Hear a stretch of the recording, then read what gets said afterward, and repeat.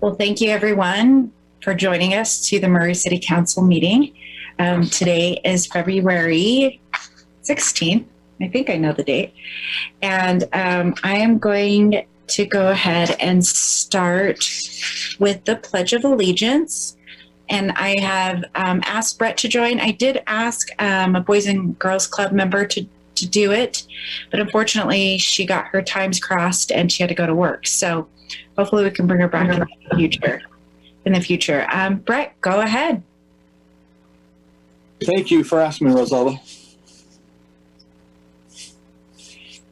I pledge allegiance to the flag of the United States of America and to the republic for which it stands, one nation, under God, indivisible, with liberty and justice for all. All right. Well, thank you so much, Brett. I appreciate that. Okay, we're going to go ahead and start with approval of minutes. I will ask for any changes or corrections made to that. I believe there are some. I'll go ahead and address what they are. So in the first paragraph, the date of the minutes have been changed to January 19th, 2021. The second change was the last sentence on the page 14 was reworded. Can I go ahead and get approval of those changes? I'll move. Sorry, I didn't catch that. Okay, I'll try it again. I'll move to approve the council meeting minutes for January 19th, 2021 with the changes that you had indicated. Okay, perfect. Can I get a second? I'll second. All right, thank you, Councilwoman Martinez. Go ahead, Brooke. Ms. Turner? Aye. Mr. Howes? Aye. Ms. Martinez? Aye. Mr. Cox? Aye. And Ms. Dominguez? Aye. All right, it looks like it's been approved with the changes. Thank you so much, everyone. And we're going to go ahead and move forward to our special recognition Murray City Council Employee of the Month, Laura Lloyd, and I will let Brett go ahead and present. Go ahead, Brett. Thanks, Rosalba. Laura, are you with us? Yes, can you hear me? We can hear you loud and Okay. clear. Thanks for being here, Laura. We appreciate you. And John, you're with us too, right? Chief? Yep, I see him. Okay, we'll just, Laura, we're excited to be able to present this to you. Chief Harris will be doing the actual presentation, but as a council, we just wanted to give a shout out to you and thank you as you were nominated to be the Employee of the Month. Laura, you've been here, I know you've been here at least 26 months. I think that's really 26 years, isn't it?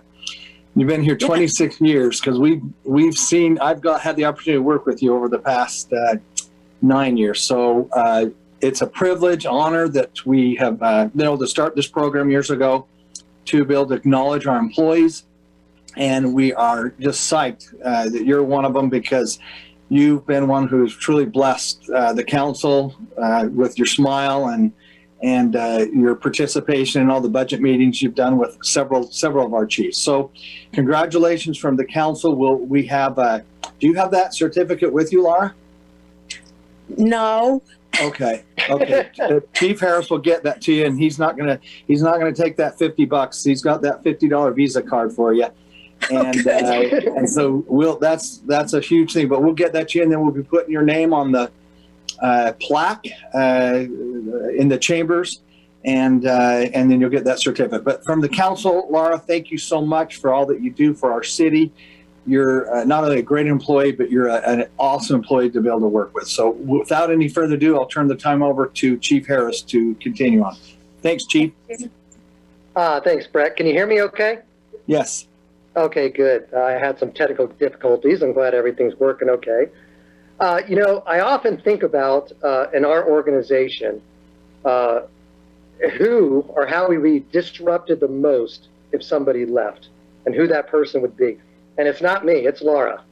Laura's the one that is really the how would you say, the link that kind of holds everything together. You know, she has now worked through 4 fire chiefs. And I think I would say, rather than work for, I would say she has trained 4 fire chiefs. And I probably was the most difficult of all those 4. You know, she has truly been tremendous help to me for budget preparation, maintenance. I mean, all accounts receivable, payable. I wouldn't claim to understand at all her system of accounting or maintaining records, but all I know is every time I ask her for something, she says, just give me a minute. And she comes right back and she's got it. It's really impressive. All the numerous reports she does, annual report, proofreading documents, she really has been an asset to me and the prior chiefs and the whole department. When I asked a few months ago my administrative staff on who we should do for the Employee of the Month, they all suggested Laura. It was pretty impressive. So anyways, I'm just really glad Mayor and City Council to have this opportunity to really recognize her, and just hopefully she realizes how much she means to the whole department, and especially me. Thank you. Can I say something? Please do. Yes. I just want to say that working for the fire department has never been a burden because it's what I enjoy doing. And I get to work with people who are of the highest caliber. So being appreciated and recognized for my efforts is just the icing on the cake. So thank you. Thanks, Laura. Laura, Thanks, Laura. Laura, it's Diane. I would just like to congratulate you. I'm surprised you haven't already had this acknowledgement, because I know how much you're appreciated, and we really do appreciate your service to Murray and for keeping those fire chiefs in line. I know it hasn't been easy. Anyway, Thank you. You're awesome. So thank you so much. Thank you. Madam Chair, may I say something as well? Laura, I see, because I'm one of those chiefs that you trained, I just want to say it's about time. It's about time you were recognized. Congratulations, well deserved. You deserve one of these awards every year. I know you're just, you're just one of those people that's happy to be behind the scenes and make sure that things are taken care of. And so well deserved recognition. Congratulations, well overdue. Thank you.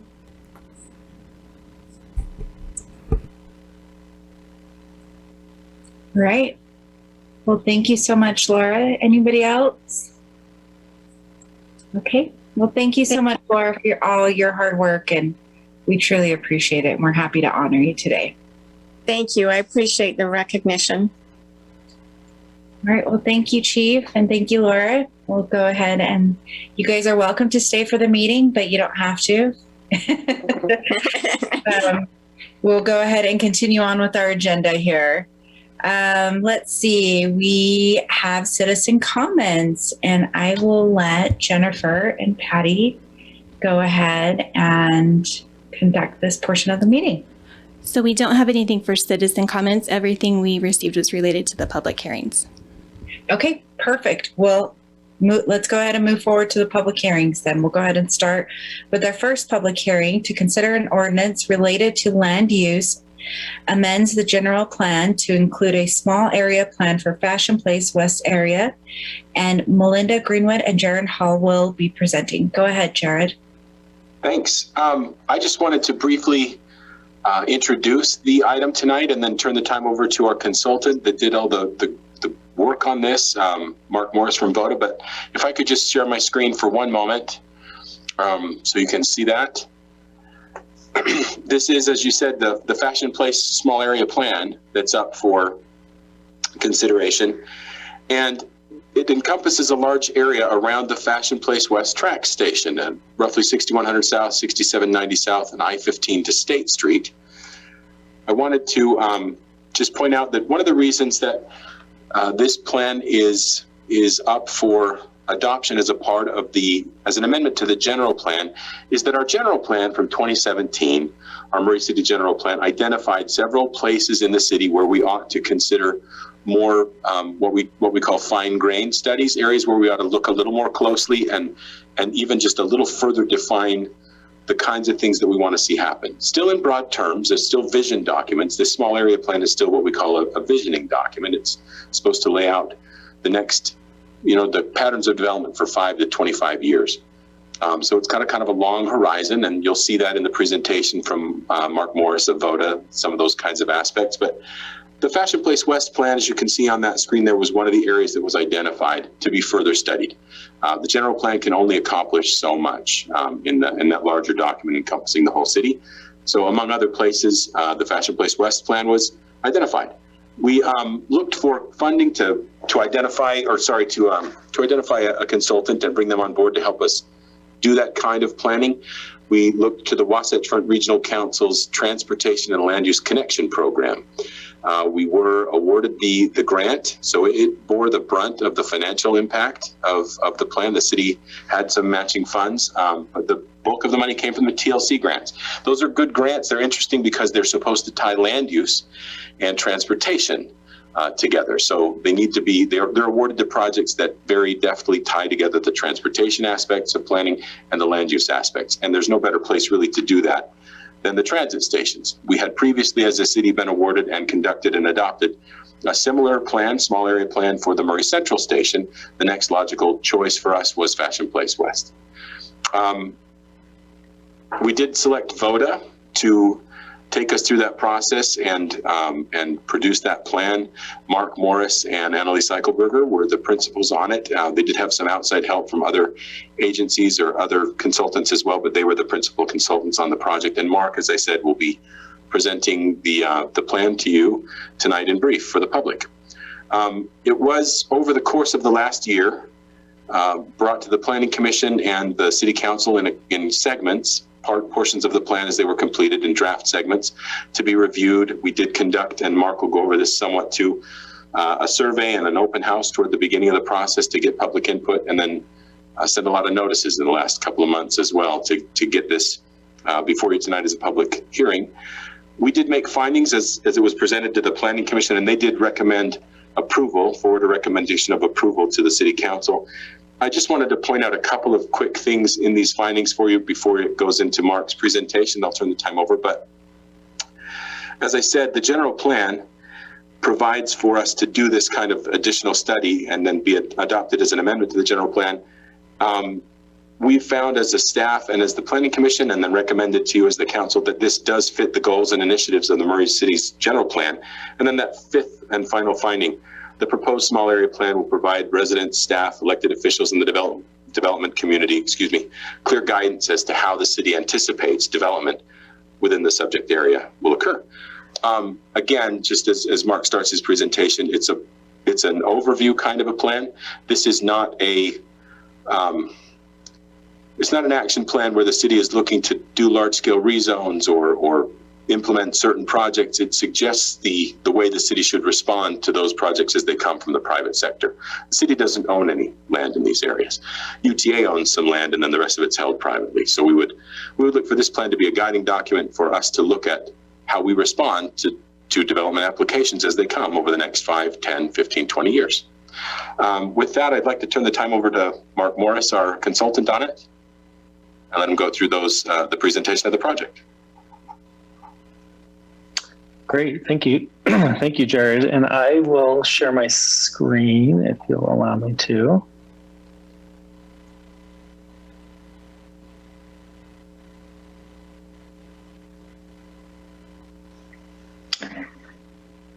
Okay, thank you for the introduction, Jared, and it's good to be with you again, Council, to discuss the Fashion Place West small area plan.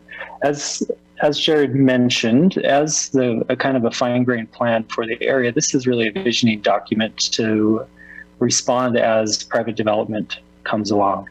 As Jared mentioned, the city doesn't own land in this particular study area and has no intention to purchase, nor does this plan recommend that. It's really to develop some design guidelines and some context so that you as City Council and the Planning Commission and the planning staff have some clear guidance on how to respond when development comes along. As Jared mentioned, this covers a large area north and south of Winchester, where the track station is located there on the left side of the map. And on the far east side of the study area, the frontage of the Fashion Place Mall. So really, we weren't looking at the entire mall site, but seeing how these two pieces of the community could be better connected, and how development as it comes along this corridor could help the city with improvements to road infrastructure, streetscape infrastructure, all of the things that neighborhoods need to have city investment in.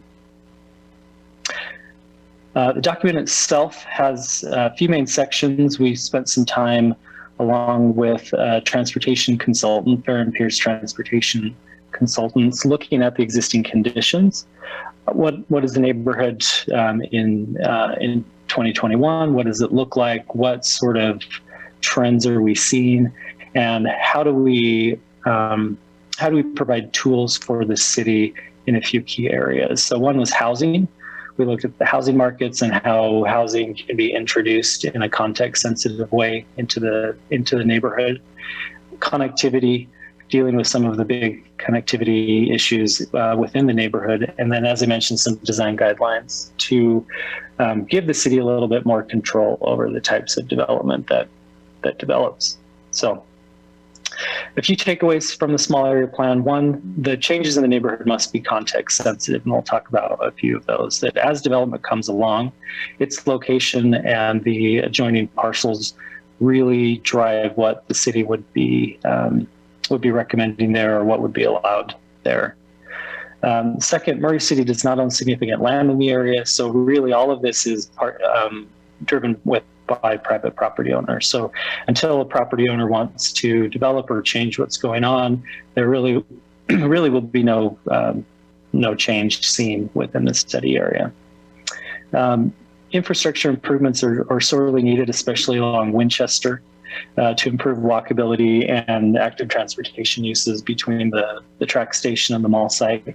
And again, that development as it comes along will help the city to fund those types of improvements.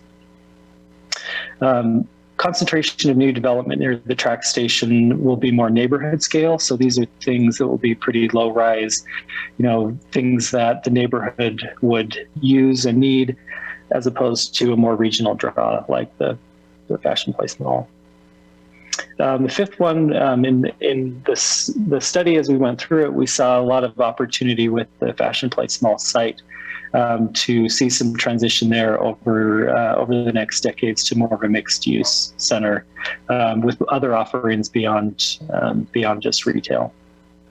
And then the last, as we all are aware, housing demand in the region is reaching pretty drastic levels. And the places where new housing really is most appropriate is where we have high quality transit service and good access to jobs. Locations such as this area. A few frequently asked questions that we've gotten over the course of this study is, when is development happening? As Jared mentioned, this is really a 25-year timeframe, more of a visioning document. So there's definitely development interest in this area, as in most areas of the city. This is putting into place some guidance so that the development that comes along is appropriate in scale. So at this time, there's no major developments being proposed, but we wanted to make sure the city is prepared when things come along. Jared mentioned UTA owns some property here. When property owners like UTA and others come along, that there's some clear guidance given. The second question, is the city going to be purchasing property in the study area? And no, the plan does not recommend the city buy property in the area. As Jared mentioned, a lot of this is looking at private property owners and how to give guidance in the future. Third question we get quite frequently, will apartment buildings be built in single-family neighborhoods within the study area? No, the plan recommends only low-density infill projects on empty parcel within the neighborhoods, and we'll talk more about that in just a moment. The last question we've gotten a lot, what rezoning is happening with this plan? This plan does not rezone any properties. Any future rezones will have to go through typical rezone processes. During the process, four goals were established, working with city staff, public, as Jared mentioned, through open house and survey efforts, and discussions with Planning Commission. The first, strengthen that relationship between the track station and the Fashion Place Mall. The second, improve transportation connectivity for the neighborhood. Third, improve overall neighborhood quality by investing in public infrastructure such as sidewalks, lighting, trees, etc. And then last, promote transit use and active transportation. So as we have more destinations that are along the track system, that ridership increases and people have a lot more choice when it comes to where they live and how they access jobs and their other destinations in their daily lives. In February of 2020, we had an open house in the study area at the Senior Center to talk about some of the initial issues that we were seeing and get some response from the community.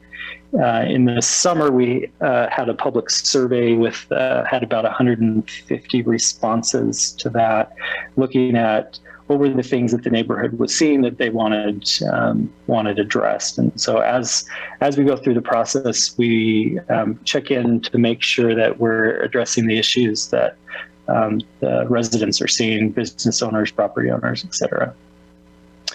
A key piece of this process was looking at housing. The housing demand, the supply is not keeping up with growth that we're seeing, and this is region-wide. Every city along the Wasatch Front is seeing increased demand, and that development pressure is only increasing. So as part of this, we wanted to make sure the city had the tools to respond to those, so that as housing proposals came along, that context was built into the general plan in ways that it wasn't already in the general plan with the specificity that was needed. So as the price to buy a home continues to increase and outpaces the rise in income, in household income, we're seeing more and more demand for building housing, especially in these transit-rich neighborhoods. One of the key components in the document is looking at what we call life cycle housing. So at different stages in each of our lives, we have different needs when it comes to housing types. And the intent with approaching housing policy from a life cycle housing standpoint is to say within any particular neighborhood, is there the ability for someone to stay within their neighborhood, within their social network, and find an appropriate type of housing. As their household grows, as they have more children, as the kids move away, what sort of housing choices are available? And so the context of that kind of derives how we address some of these recommendations. As part of the process, we looked at, as I said, not all solutions apply to every part of a study area. We developed some sub areas where we were looking at how are different components needed for different parts of the study area. The largest parts of the study area, the yellow sub areas north and south of 215. That study area or that sub area really is going to see the least amount of change. So the change that will be most visible will be that either along Winchester or along State Street. So we call this yellow sub-area and establish residential as a residential area that with not a lot of change over a lot of time. And as we developed what our recommendations were for that, we made sure that it was sub-area specific. And so as as time goes on, recommendations for one sub-area don't apply to the others. So as an example, that sub-area 1, north and south, those residential neighborhoods, that really, you'll see no major land use changes, and the few parcels that are underutilized or unbuilt, it would need to be context appropriate infill projects. So we're talking about types of cottage cluster homes, patio homes, individual ADU projects that you're already seeing around the city, things that would fit in with a single family neighborhood. And again, none of these parcels are owned or controlled by the city. All of it would be when private property owners decide they would like to add things like an ADU, or if there's a lot that's undeveloped, that there would be some guidance as to keep that context as part of the prime driver behind that. The plan also gives some strategies as far as short-term actions by the city, medium-term actions, and long-term actions. Some of these things are as simple, as changing city policies or updating city policies. Some of them are long-term projects that would require a lot of input and a lot of collaboration with larger stakeholders like UTA, UDOT, or property owners. As I mentioned, our team worked with Fair and Pierce transportation consultants to do an analysis of connectivity issues around the neighborhood, and again, build an implementation strategy to build that into the plan, and to look at how can the city help to address some of those connectivity issues. And again, those were split into short-term, medium-term, and long-term projects. Some of them, bridging gaps in sidewalk infrastructure. So some of those things are quite simple. Some of them, again, complex connectivity issues that'll take quite some time to implement.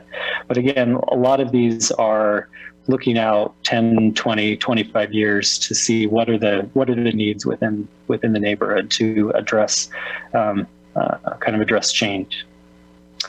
The design guidelines section outlines a few key urban design elements that the city should consider. So when a developer comes along and says, I would like to build on this parcel, the city will have some control as far as design guidelines on how that project is designed. Currently, with the general plan and current zoning, those design guidelines aren't in place yet. So one of the main recommendations for this project is for the city to develop that overlay for those design guidelines. A lot of it is, again, urban design elements that you would want to see in a walkable neighborhood. The plan also includes a few catalytic projects, and so looks at kind of key parcels to understand how can the city kind of build a vision for what the neighborhood could be. One of the clearly the key area around the track station, there are a lot of surface parking and other types of parcels that could be built on. As I mentioned earlier, the recommendation here is that this is neighborhood oriented. So you might see things like townhomes or the types of housing that you would want to have near a track station. Commercial would be things that are neighborhood scale commercial, things that the neighborhood can utilize, as opposed to drawing in people from outside of the neighborhood. One of the more long-term recommendations is opening that conversation with Fashion Place Mall site to talk about its potential conversion to more of a mixed-use center. with each of these catalytic projects, we've got a case study where we find another location somewhere, somewhere in the country that has done something similar. We found a mall site in Colorado that had some similar elements to the Fashion Place Mall site, and saw how they converted it over time to include more things like office space, housing, other things that could expand the use of the Fashion Place Mall site and provide more support as the retail market, retail sector changes, which is, we all know, retail, no one knows what the future of retail looks like. And so helping to start that process to talk about how this location is a very important center, that retail will still be there. However, how can we provide more opportunity for different types of development in a key location. As I mentioned, the implementation section of the document basically breaks down each of those projects, as it were, and gets it at least in the general plan so that as questions come along, it's recognized that there are some pieces that the city should have some involvement in. And some of it is updating city policy, some of it is specific physical infrastructure improvements to the neighborhood. All right, and that is the end of my presentation.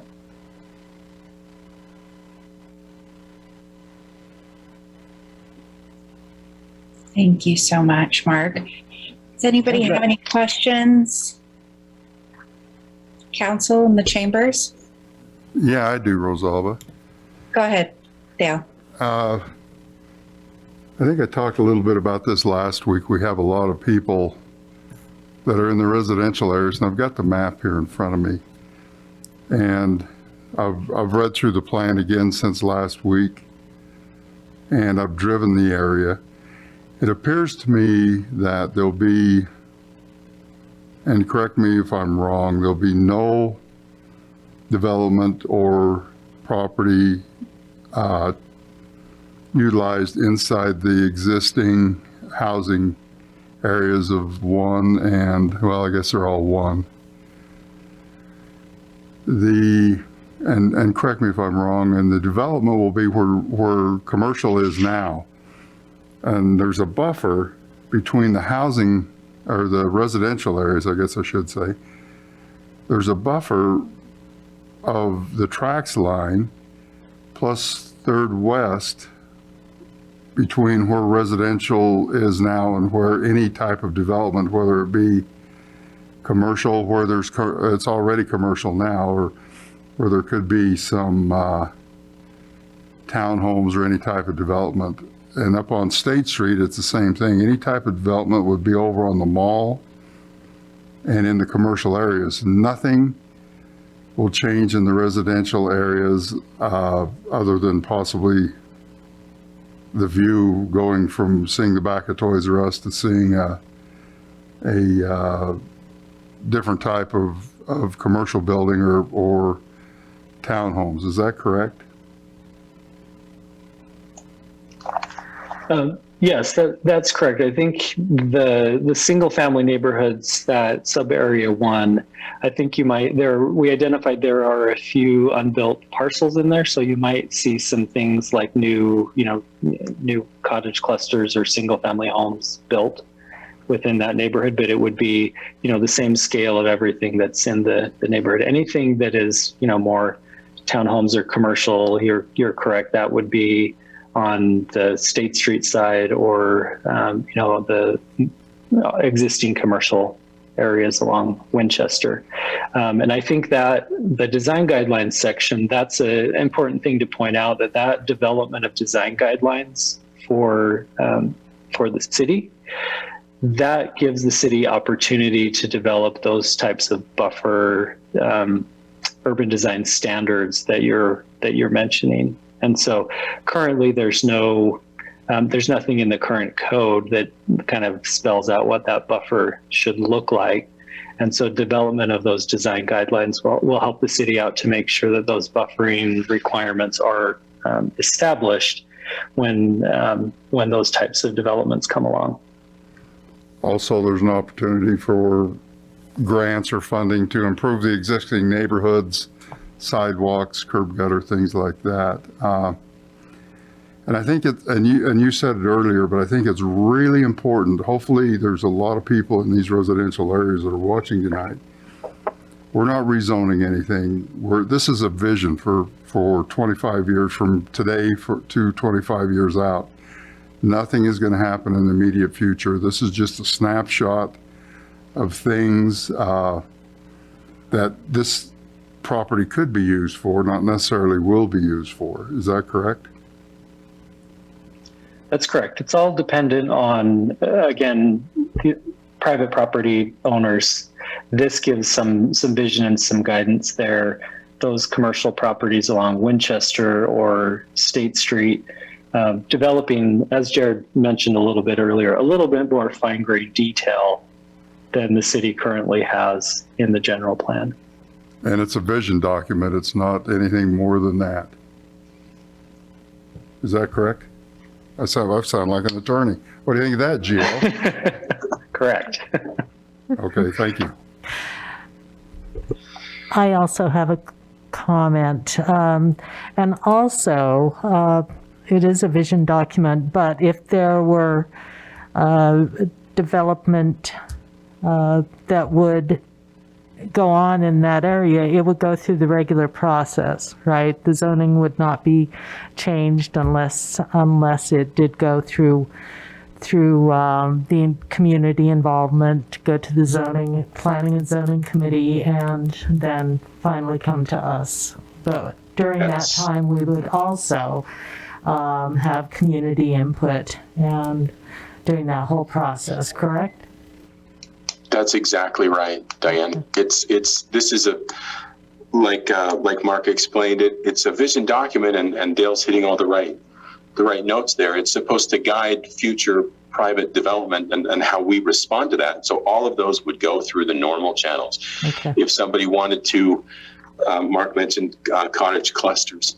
If somebody came along and a property owner was ready to sell vacant property they had and wanted to replace their home with cottages that were similar in density, similar in the context sensitive. We've said that a lot of times, context sensitive changes. We would review that proposal and see what it needed to be accomplished and if it was appropriate under this plan, if it's context sensitive, if it's appropriate in its response to this plan and the general plan, but it still has to ask for approvals the same way any plan would. This plan doesn't grant any approvals to change anything. You still have to ask. It just supports or asks for more information or asks you to be sensitive to the context when you make those decisions. Great. Thank you. If I might, one more time, anytime there's change or thought of change, people get nervous. I'm going through that in my own neighborhood now with some other issues. But I think it's very important that people know that this is just a document, a vision document to look into the future and see what might be done there.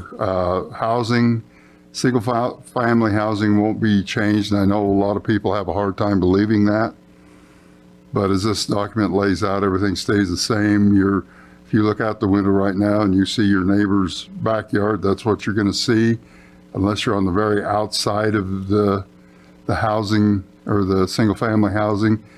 There could be changes there, but the buffer is there's always going to be change, but there's a large buffer between the residential and anything that could happen with tracks and Third West. And I really do appreciate that part of the plan.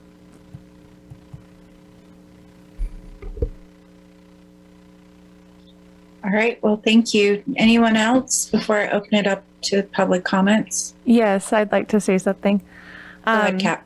So just to clear this up, one thing I've heard some residents have some concerns about is the mentioning of accessory dwelling units or the ADUs without seeing what parking requirements might be or that type of thing. This document is not the type of document that is designed to regulate an ADU, correct?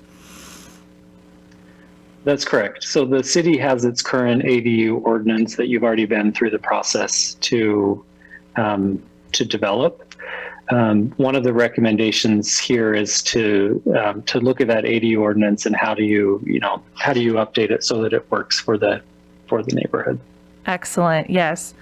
So it's a recommendation of where these may be appropriate, but not the details of how those might be regulated.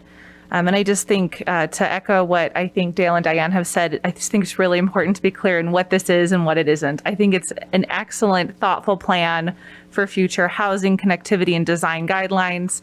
I think it's really thoughtful. I think it has some really wonderful things in it, both in the big picture and small. And I am grateful that residents have taken the time, so many, to look into it and read it. I think that is absolutely wonderful. I want to share one of my favorite things about it is the little recommendations, like in the parking lot at Fashion Place, to implement adding walkways from the mall entrance to adjacent roadways. If you've ever tried to eat across the street from the mall and walk over to go shopping with small children, it's terrifying. And the idea that you could eat lunch on one side and then safely walk across on the other is very simple, but huge in changing the way the flow works and making it more walkable. So I'm really excited about this plan. And I hope that everyone can feel comfortable with what it is. Thank you.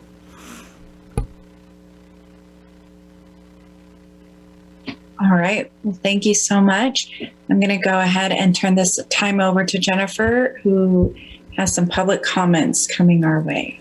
Okay. Go ahead, Jennifer. Thank you. We've received quite a few public comments, so Patty and I will just move back and forth and share them with you. The first one we have is from Ashley Bond.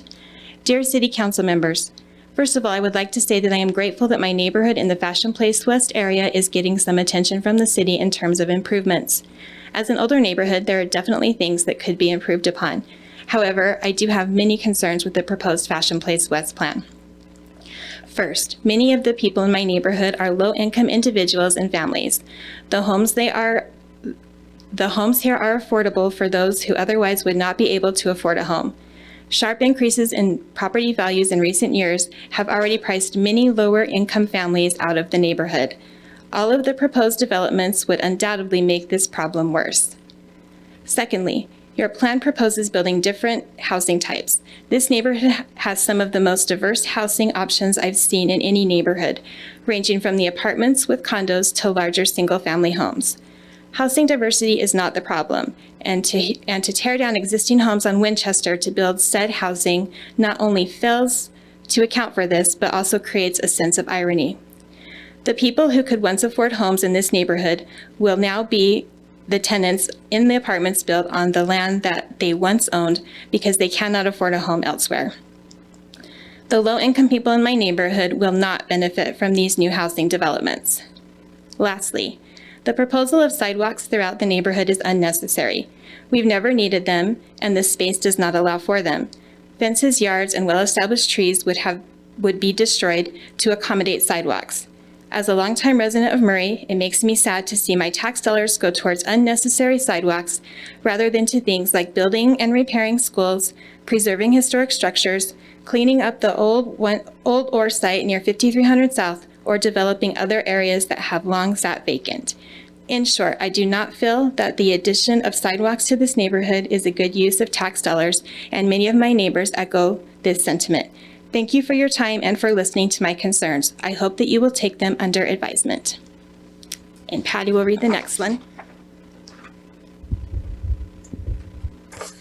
Okay, this comes from Cindy Call, and she is a Murray resident. Dear Murray Council, I've lived in Murray longer than anywhere else in my life. I chose Murray because of the quiet community it provided for my children when they were growing up. I stayed in Murray for the very same reasons.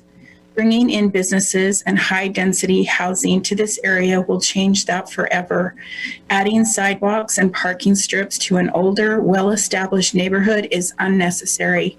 It invites unwanted auto and pedestrian traffic into a once quiet neighborhood, also raising the risk of safety for children that play and go to school here. These are not through streets. They do not lead to the track station. They do not lead to the mall. Yet there will be a significant increase of traffic. There's always someone looking for a shortcut to get in and out of and around traffic, especially from 3 to 6:30 p.m. It's already difficult trying to get in and out of the neighborhood without adding additional living and business space just around the corner. There will be an increase in crime, which is already on the rise. A pedestrian crossing and no U-turn would be appropriate at the entrance onto Creek Drive. Place speed bumps on Creek and Valley Drive in front of the old library to discourage speeders. Many parking strips and sidewalks in other neighborhoods go unkept or have inappropriate landscape with trees that end up making sidewalks uneven or breaking concrete altogether. We live in a desert threatened by drought every year. There will be an increase of poorly managed watering systems, watering streets and sidewalks, wasting precious resources. Adding sidewalks will require removing well-established trees and landscaping on several properties. What a tragedy that would be, and costly, impossible to replace. Let's put our focus and dollars on an area of Murray that has struggled for many years. Businesses on the southeast and southwest corner of State Street and 59 South have struggled to stay open for years. Many come and go unnoticed. It's the ghost town of Murray with businesses desperately needing help. Let's help our community where it needs it the most. Our neighborhoods are not broken, that's in bold, and never have been. We don't need padded pockets coming in and fixing them to your liking and benefit. Thank you. The next comment is from John Danzy. It is difficult to offer comments or approval/disapproval for a plan that has, to date, been kept quiet. What is being considered? What will happen to the residents, businesses, parks, and schools that are currently located within the proposed plan area? What will be removed so new buildings or green space can be built? Many of the residents within this area are living in homes that have been in their families since they were built. Most have been major improvements to their homes and properties. Will we be displaced or forced out? The age of many of the residents within the proposed plan area will make it very difficult to relocate and start over.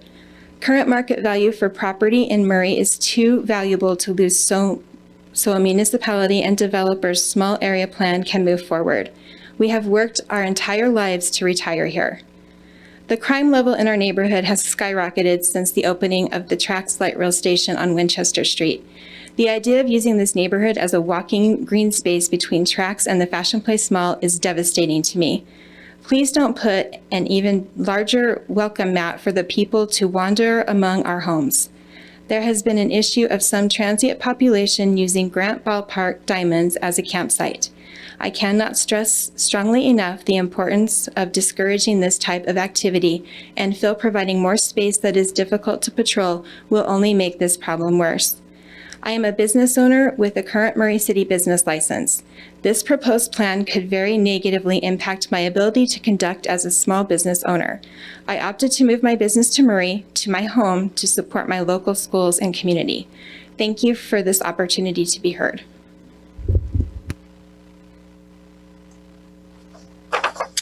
Okay, this comment comes from Daniel Garrick from Murray.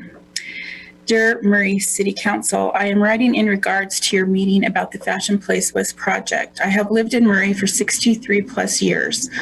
All my children attended Murray schools. I coached baseball at multiple levels for many years. I am concerned about a few projects you have in the works, most specifically Fashion Place West, because this will affect me directly. I hope you can help me understand the need to populate or overpopulate every square inch of open space within the Murray City boundaries. Our roads are already crowded at any time of day, and around holidays, it has become very difficult for us to leave our house. We don't have the infrastructure, not to mention the water and power supply. Our utilities have almost doubled in the past year. What about police protection and schools for all the additional people? We need to consider all these things and the burden they will put on many people like my wife and I that are on a fixed income and cannot afford the inevitable increase in our taxes. We have turned Have we turned so gluttonous that we need more by adding bigger and shinier things? I listened to the last meeting, and my understanding was that we want to make the walkway from tracks to the mall a more enjoyable experience. First of all, the walk from tracks to the mall is littered with trash so badly that it's nearly impossible not to step on something questionable. This beautification project is not going to keep people from tossing trash at will with no one to clean it up. Not only that, but there are houses with missing siding, multiple unregistered, unworkable cars parked for years on yards, as well as homes with asphalt front yards, houses painted all the colors of the rainbow, not to mention people that just throw unwanted junk in their own front yards, never intending to clean it up. I could go on and on.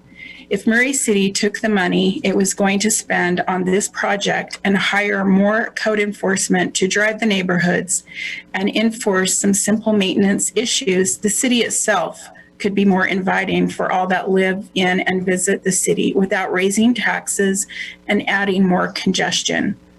Is the intention to start building on top of one another because there is no other way to collect additional tax revenue? If people want to live in mini Manhattan, then I suggest moving to Detroit, Chicago, or New York. I urge you to put the decision to continue your plans to waste taxpayer money on this gluttonous project to the vote of the people. Thank you. The next comment is from Hayden Cadis. To the Murray City Council, I am a resident of a neighborhood included in the area identified by this plan. I have several concerns I would like to see addressed before this plan is considered for any kind of approval. 4 to 6 story apartment and mixed-use high-density buildings are planned along State Street in Winchester. This is in direct opposition to citizen feedback collected by the survey residents were given when developing the small area plan. The Murray Journal in 2020 reported that for affordable housing, residents said they would welcome more cottage cluster additions to the area. Building apartments was the least supported option. Despite that input, the only outline housing in this area is the least supported option. Further, the arguments laid out in this plan for why apartments are needed is severely flawed. The plan outlines that the area has more access to jobs than the rest of the county, and that housing costs are significantly less in the area than housing costs in the rest of the city/county, but also points out that the combined housing and transportation costs per household are higher than the rest of the county. This indicates that residents here have higher transportation costs. This could indicate that individuals already living in the area are not taking advantage of the available jobs in the area. If this is true, why would new individuals take advantage of those jobs when current residents do not? Additionally, the median household income for the area, as outlined in section 1.2.4, is lower than the city/county. These statistics, when taken together, make me wonder about the relationship between the availability of jobs in the area and the ability of those jobs to provide a livable wage. The plan does not provide enough information to support the assumption that it makes that the availability of jobs in the area mean people will work those jobs while living in the area.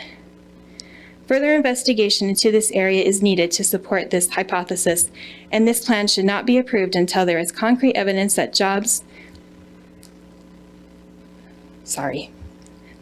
in the area can support the cost of living in the area. I also wonder if homes in the area are already fulfilling a need in the region, as described by the plan, which is more affordable single-family homes, particularly for individuals who make less than the city-county median household. Shouldn't we continue to fill this niche? The prioritization of goals is also a significant concern. The infrastructure in this area is already overwhelmed, yet rezoning apartment areas is listed as a short-term priority when working with UDOT to increase infrastructure in the area is listed as a long-term goal. To have this order is absurd. One of the justifications for why apartments are a better option for the area outlined in this plan is that apartment dwellers own less cars and use more public transit. If you build the apartments before the infrastructure is improved, individuals in the apartments will be forced to drive more, which defeats the argument of why you should build the apartments in the first place.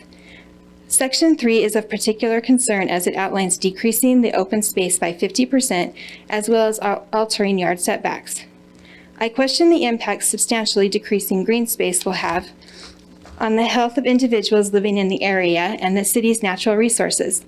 Green space is important for the physical and mental well-being of individuals living in the area. Decreasing the amount of green space could increase negative health outcomes, such as obesity and depression. The impact of these negative health outcomes may be amplified by the fact that the decrease in green space will occur simultaneously with an increase in the number of people living in the area, meaning the green space per person will significantly decrease. Further, there is no discussion of how decreasing green space in the area will impact pollution or the watershed, the latter of which is particularly important as Murray relies on well water, and change the absorption of water from the environment could impact our aquifer replenishment. No data was provided in the plan for how decreasing green space may benefit or harm Murray's water supply. More information on the long-term health and environmental impact of decreasing this green space should be an important factor in moving forward with the plan as it currently is outlined. I would also like you to consider the overwhelming disapproval of the goals outlined in the plan by the residents who live in the area. Please carefully examine the Murray City Planning Commission meeting minutes and the accompanying email comments sent in by residents. During the entirety of the public comment time, the unequivocal majority of the comments did not approve of the plan. Further, the only individual on the Planning Commission who lives in the area did not agree with the plan. Please listen to your constituents. More specifically, please listen to the stakeholders who will be most impacted by this plan and who most intimately understand the needs of the area. Please ensure that any plan passed to alter this area has goals that are in alignment with the goals of the individuals who live in the area. Thank you.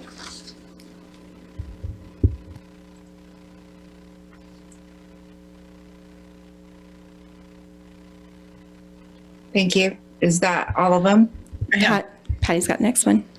Thank you. This is from Stephanie Myers, Murray resident. City council members, please consider what residents of the area in question like me have to say. The proposed changes have a direct impact on our lives and property values. I live on Lenora Joe Cove. My circle is not in the exact area proposed. I am a little south, but the changes will have a giant impact on my life, property values, and the neighborhood feeling here. I agree that Jefferson Street should have sidewalks, but why would they need to be 6 to 8 feet wide with a parking strip? A simple sidewalk is all that is needed. Our neighborhood is small and we like the feel of it. We don't need a giant city sidewalk in this area.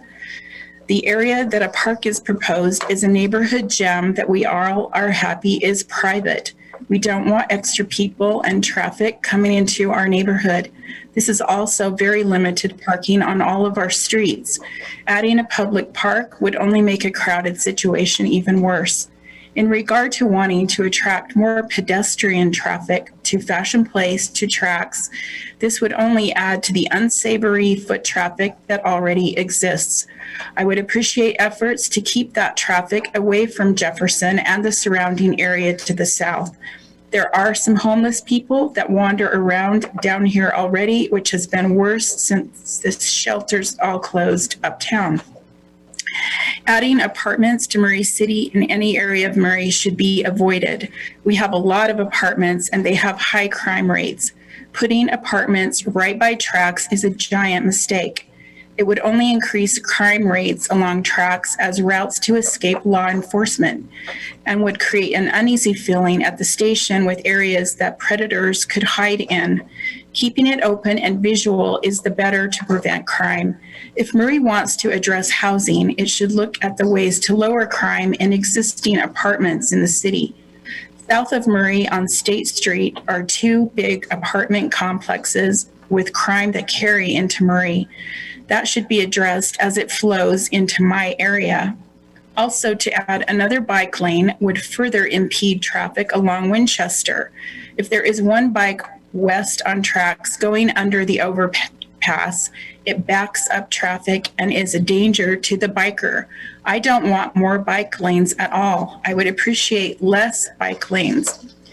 The proposed light at Creek Drive only sells traffic that is a problem at Christmas. It would be better to make that exit a turn right only exit and prevent left-hand turns. Adding a light makes traffic flow up State Street choppy and will add a lot of drive time for those of us taking our kids to Hillcrest and Murray High School each morning. Please consider these ideas from others, from the residents who live in this area. I am not happy with the proposed change at all. Thank you for your time. The next comment is from Brian Sumption.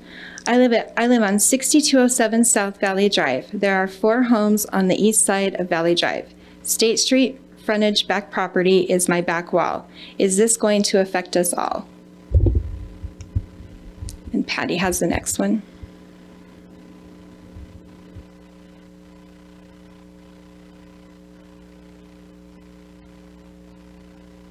You're on mute. I don't have a fourth one.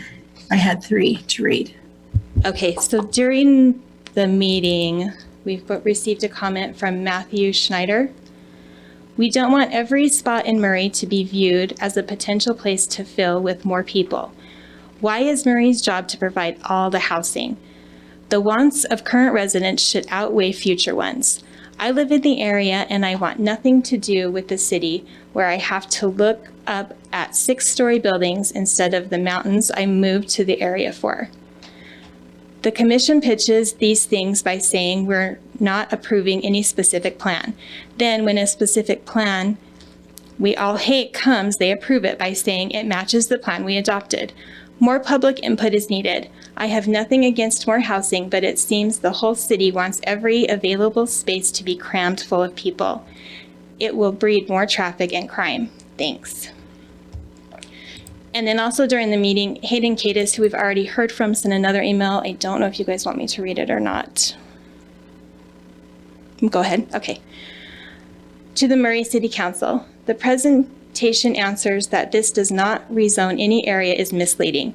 If the plan passes, the fact that it has passed will be used by the Planning Commission to justify why future rezoning should be approved. In the same way, the Planning Commission pushes through this plan despite overwhelming public disapproval because the goals were in line with the goals of the overall Murray Development Plan. Look at the meeting minutes for this very meeting when 10 minutes ago, the justification was used by the Planning Commission member. Thank you. And those are all the comments I have.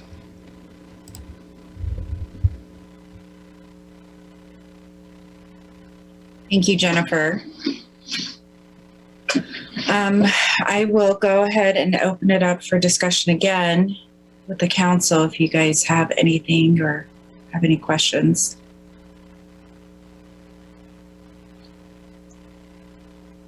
Anyone?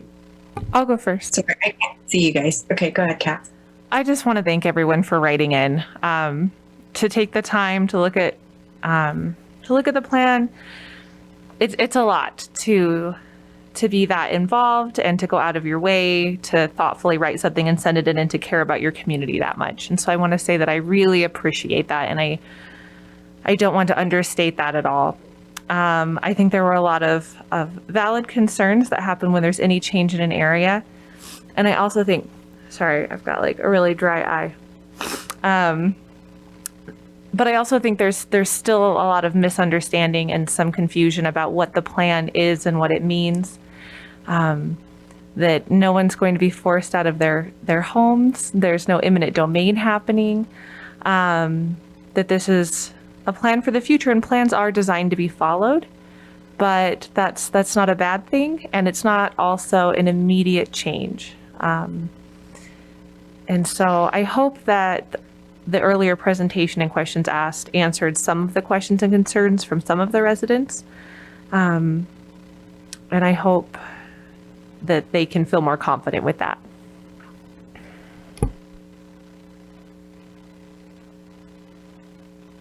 Anyone else?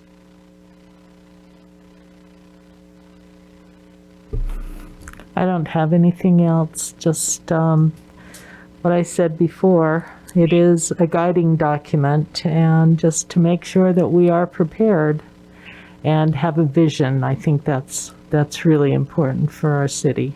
So, thank you. Also, thank you for all those who wrote in. We really do appreciate and have listened to your comments. So, thank you. I was just going to echo that, Diane. Thank you. All right. The one thing I will say is, and just reiterate what Diane and Kat have said, and even Dale, is that this is a guiding document. Ordinance is different than guiding documents, and we are facing this in the MCCD zone now. That is something very similar. And it's important that your voice does continue throughout this process. Because what's really important is when the ordinance is changed and how that is changed by or guided through this document. And I think that's something that citizens kind of miss when we're looking at these documents and looking at these as guides.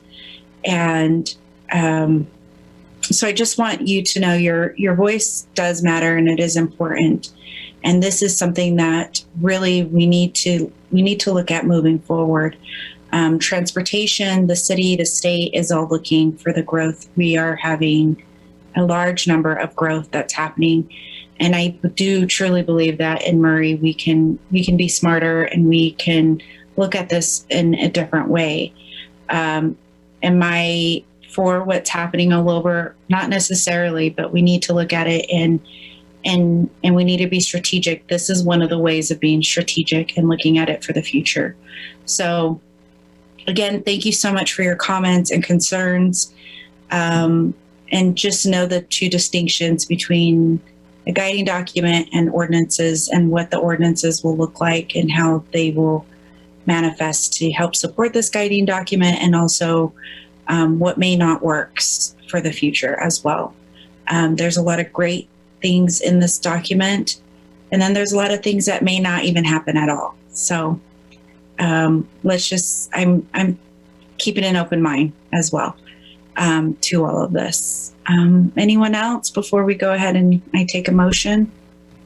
Yeah, if I could, Rosalba. Go ahead. This is my area, and all the comments don't go unheard by me especially, and the rest of the council as well. I think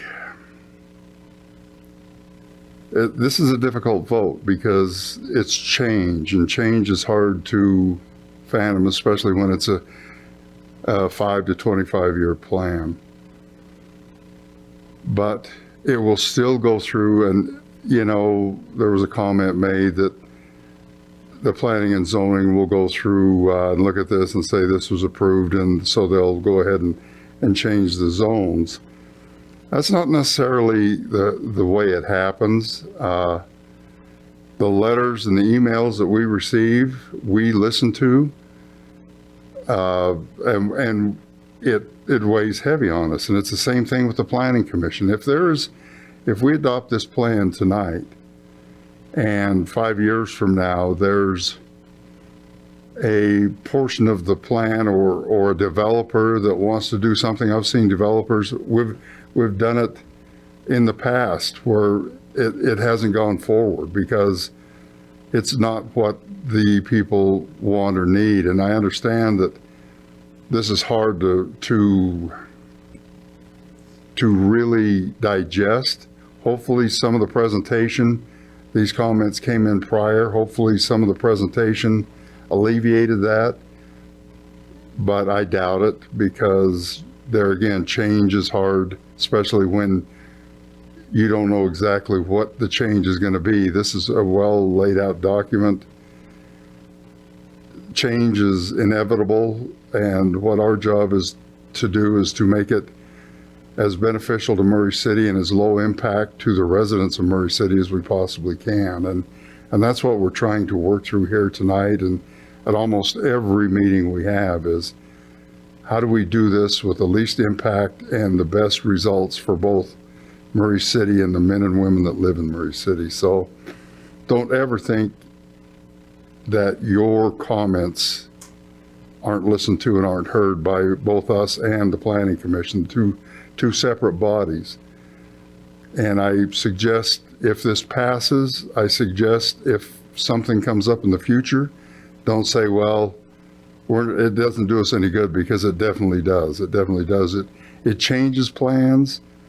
It can alleviate some things. It can alter plans to make it more palatable. So never, never, never stop giving us your input, and because it has an effect on us right now. It's not an easy decision. So just know that we are listening, and we're trying to do the best we can with the information we have, and for both the residents of these areas and for Murray as a whole. Thank you, Dale. Jennifer, quickly, do we have any other more comments? I forgot to close the public hearing, so I'm going to do that now. No, we do not. Okay, thank you. I'm going to go ahead and close the public hearing. Do we have any more discussion on the item? No? Okay. I will entertain a motion from the council. All right, I will move to adopt the ordinance related to land use, which amends the general plan to include a small area plan for the Fashion Place West area. Okay, do I have a second? I'll second.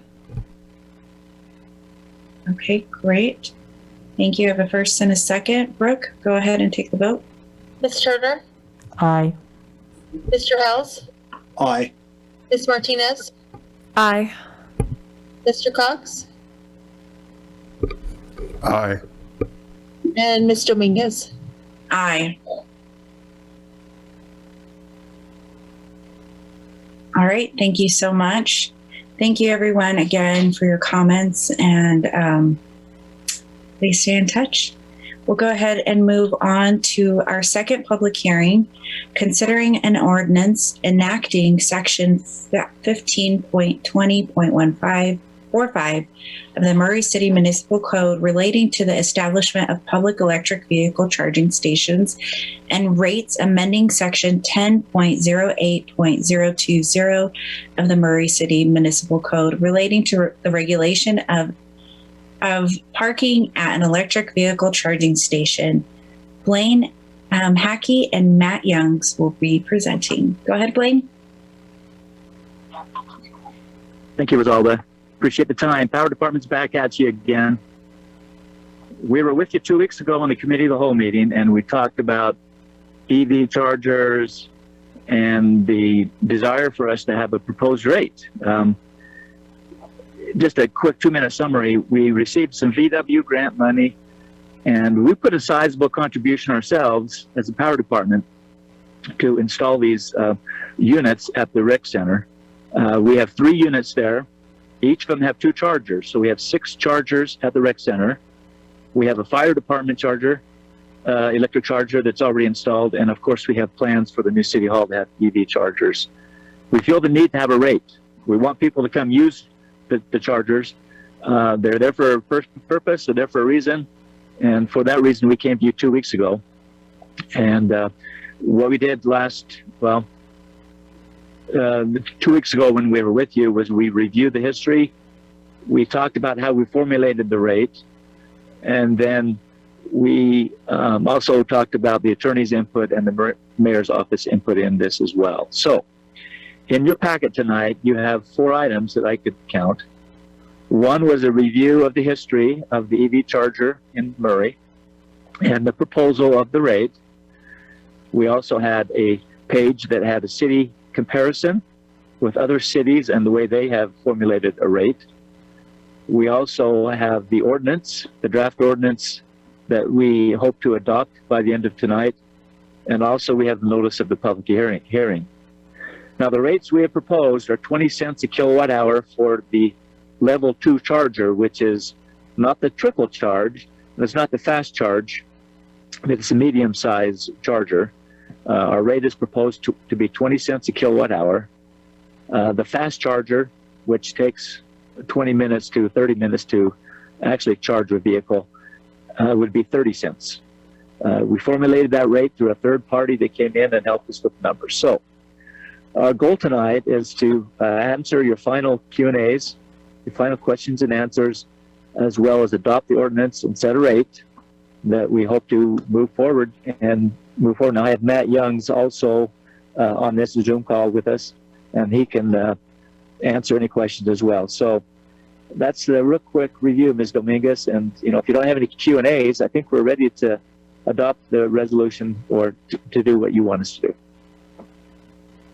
Thank you so much, Blaine. Council, does anybody have any questions? Not at this point, I don't. No, you answered at our last committee of the whole. You gave us a great description on what was going on. So thanks, Blaine and Matt, for that. Yeah. Anyone else? I have a quick question. I know there's proposed legislation in rates and charging for electric vehicles. How will that affect our ordinance in this? Are you guys aware of that? I'm not. Matt or GL, do you know of the legislation proposals? I'm sorry. I'm not aware of any. The only thing I've seen is a proposal to raise the registration fees for EV owners, and that's more a discussion of where they're not purchasing gas, they're wanting to collect money for road maintenance and whatnot. Yeah, but I haven't heard it. I haven't seen anything as far as state legislation as far as charging rates go. Okay, maybe that was my confusion on that, but all right. Well, thank you so much, Matt. I appreciate it. Yeah, you're welcome. Anyone else? Any comments? Dale or Kat? Sorry, I can't see you guys, so I don't know. No, I think we're okay. Thank you, Blaine, for answering all the questions when we talked about it at Committee of the Whole and for getting this program moving. Kudos to Matt. He's the expert. Okay, I don't have any questions either. Thank you, Dale. All right, thank you, everyone. I will go ahead and entertain a motion. Result, I think you need a public hearing. It's a public hearing. I apologize. I think. Yes, I do. I don't know the protocol. Thank you, Blaine. I don't know. Jennifer, do we have any public comments? We do not for this item. Okay, so I will go ahead and now close the public hearing. I appreciate that. And No problem.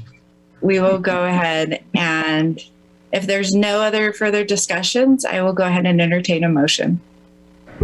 I would just like to make one comment, and that is that I wish we didn't have to charge anything. I wish it could be free to the public so we could encourage electric vehicle use, but I understand at this point we're not able to do that. So I really appreciate the work that Blaine and Matt have put into this, and I'm just so glad we've gotten our new chargers. So thank you. And I'll go ahead and make the motion. Seems like I'm making all the motions tonight. All right. I would like to move to adopt the ordinance enacting section 15.20.145 of the Murray City Municipal Code relating to the establishment of public electric vehicle charging stations and rates, and amending section 10.08.020 of the Murray City Municipal Code relating to the regulation of parking at an electric vehicle charging station. I'll second that. All right, I have a first and a second. All right, thank you so much. Brooke, go ahead and take the vote. Ms. Turner? Aye.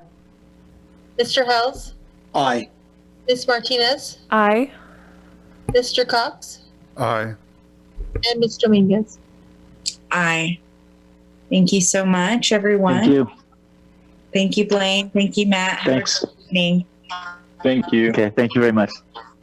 All right, we'll go ahead and move on to the next item on our agenda, which is a business item. To consider an ordinance amending sections 13.08, 110, and 13.08, 120 of the Murray City Municipal Code relating to city water users responsible for services, pipe repairs, and allow the mayor to develop guidelines for adjustments to high water bills due to water user rate. Danny, go ahead, and Danny will be presenting. So go ahead, Danny. Oh, you're on mute, Danny. Yep. Thank you so much for reminding me about that. Thank you, Council and Mayor. A couple of weeks ago, we met with you and discussed changing our ordinance to allow this new policy to take effect. And so tonight we're here. If you have any questions, we'd like to go over those questions if you have any.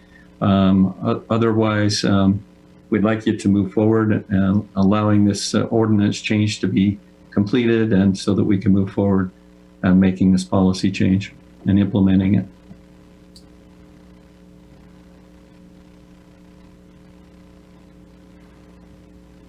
Okay, great. Thank you. Sorry about that. I will go ahead and ask for any discussion on the item. Any comments? Not for me. Thank you. Appreciate that, Diane. I just want to say, right. I really appreciate this ordinance. I think it's a huge help to residents if they experience a leak to get assistance after they fix the problem, adjusting their rate. I think it's a really nice program, and I think it's going to help a lot of residents. So thank you. Thank you. I agree. I think it's a great program, and thanks Danny and Corey for your work on it. Rosalba, you want a motion? I will take a motion. Brett, go ahead. Okay, I'll do that. I'll move that we approve adopting an ordinance, amending sections 13.08.110 and 13.08.120 of the Murray City Municipal Code relating to city water users' responsibilities for service pipe repairs, and allow the mayor to develop guidelines for adjustments to high water bills due to water user waste. I'll second. All right, thank you. I got a first and a second.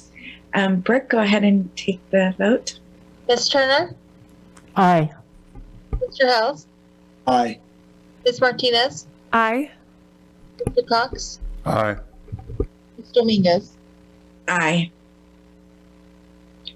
All right, thank you so much. It looks like it's passed.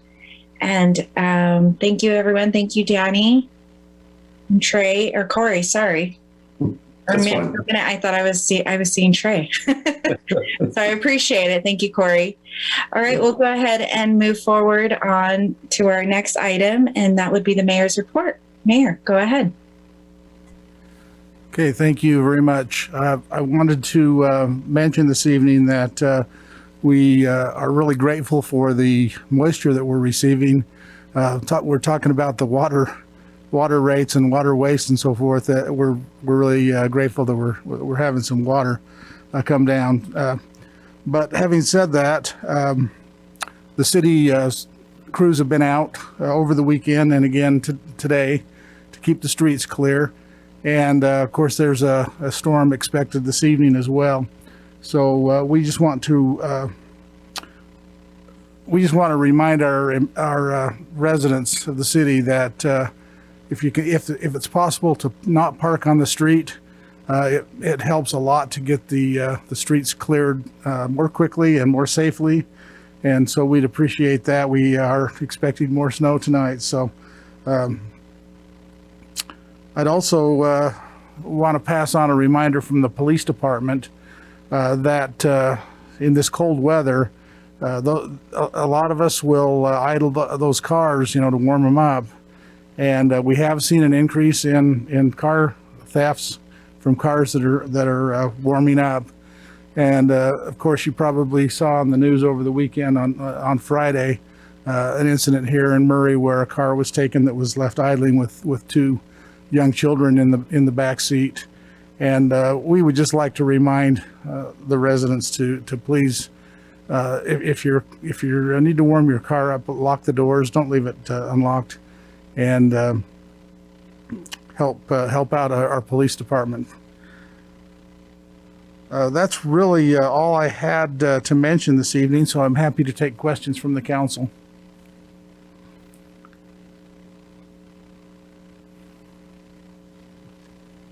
I think we're good. Brett and I are. Okay, Anyone thank you. else? I'm good. No questions here. Okay, thank you so much. Thank you, Mayor, for that report. Really appreciate it. And yes, lock your cars and don't leave them idling. All right, I guess we are done for the evening. Thank you so much, everyone. We are officially adjourned. Have a great evening. All right. Have a good night. Thank you, Rosalba. Good night. Nice job, Rosalba. Thank you.